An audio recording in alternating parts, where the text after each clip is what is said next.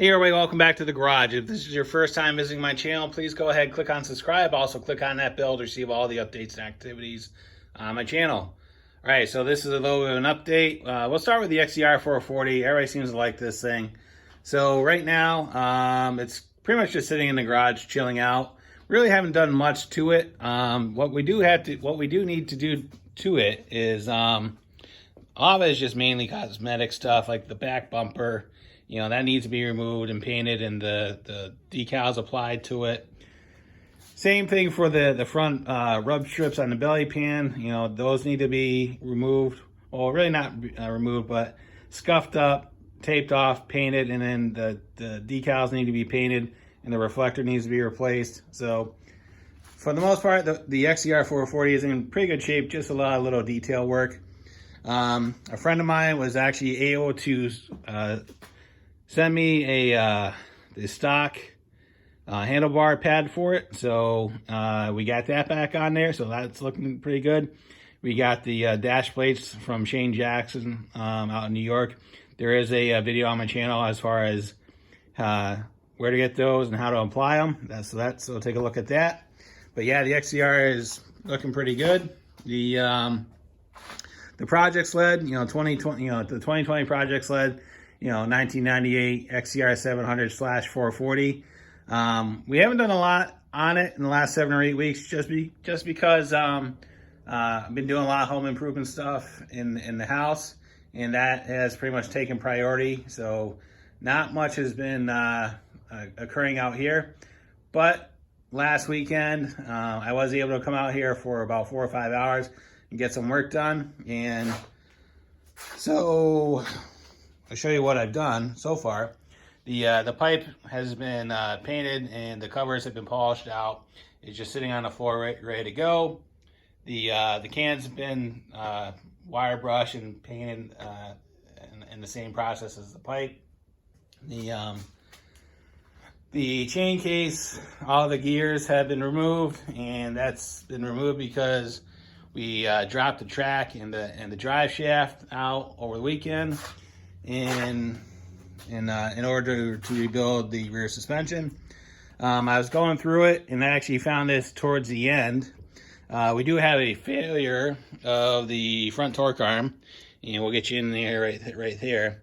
So there is a catastrophic failure right at the weld on the front torque arm. That's actually the shaft right there. So that's pretty much a 1/4 inch to 3/8 of an inch split. And if you look, the front torque arm is actually bent on the left-hand side, so that torque arm is obviously no good. This is actually a pattern failure from Polaris. This is not out of the ordinary. They did have a tendency to crack right at the welds. So this one's actually cracked in 3 places. So that's the first one. We'll get you down to the second one. The second one is right down there. See if you can see it, right? It's cracked right along the entire weld right there. And on the third one, you'll see right there. So if you see, what I did is I just pumped a little bit of grease on it, just so you can see the grease pop out, and just to highlight the split on that one as well. So, like I said, this is pretty much a pattern failure from Polaris. They are known to break in those spots.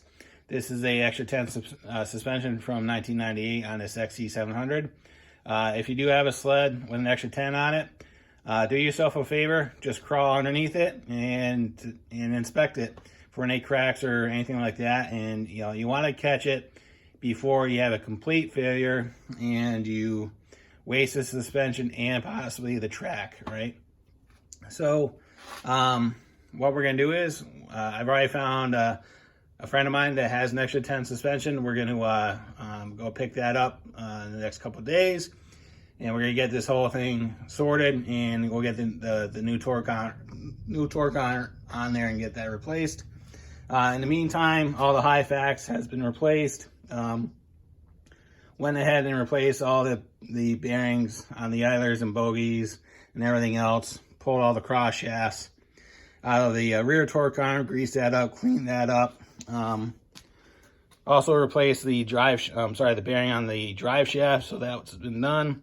That's just a example of what some of the bearings looked like. These two bearings actually had a seizure on them, and the reason why, the seals popped off the front of them.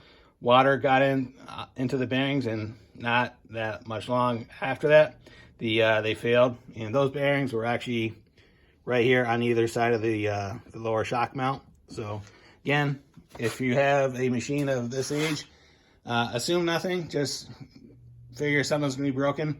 So take your time and pull it apart, go through it, and do your inspection and maintenance now, before it's 5 degrees out and very cold and very miserable when you try to work on this stuff. Now is the time that you want to work on this stuff. You know, the season is short as it is, so when it comes, you want to be ready to ride, ready to go, right? So the engine's sitting on the bench. The bench is kind of a mess. The primary has been taken apart and cleaned. This is an EPI red primary spring on it. Went ahead and ordered a new spring on there. There are aftermarket weights on them in there. I can't remember what they are. Somebody actually told me what they were when I asked the question in Polaris in the garage. But for the life of me, I can't remember what they were. This is just compound on here because I was buffing a windshield for my friend of mine. So that's just buffing compound if anybody's asking what those white spots are. Again, workbench is a mess. As far as the hood has been sold. The original black hood has been sold. And right now I have a friend of mine who offered up to paint a hood for me. We're going to do it single stage paint. He's actually doing all the work for me down in Connecticut. It's in process right now. It should be done in about 2 or 3 weeks. So once that's done, we'll get that up here and get that squared away. But in the meantime, what we're going to do is we're going to remove all the old heat tape from the belly pan. We're going to replace that, put new tape in there, make sure it looks good. And I do have a surprise over here. As far as graphics, earlier in the year, Polaris made the decision to repop some of the graphics. And one of the ones that they did is the 1998 XCR 440. A couple of people were selling them on eBay, and I was able to scoop a set up. So in that box, we have a set of 1998 OEM graphics for the XCR 440. And so that's good. What I'm going to try to do is I'm going to talk to a couple of vinyl sign companies around me and see if I can get them to replace the 4 for a 7 in the same font. So it'll say XCR 700 versus 440. So we're going to work on that. So that was a good score on that. And that's about it. So eventually this will look like that. It's going to take some time and patience. But you know what? Take small steps, and eventually you'll get there. Right, if there's any questions, comments, concerns, go ahead and leave them in the comments box. I'll get back to you as soon as I can. As always, thanks for watching, and make sure you subscribe and click on that bell to receive all the updates on my channel. All right, guys, have a good day. See ya.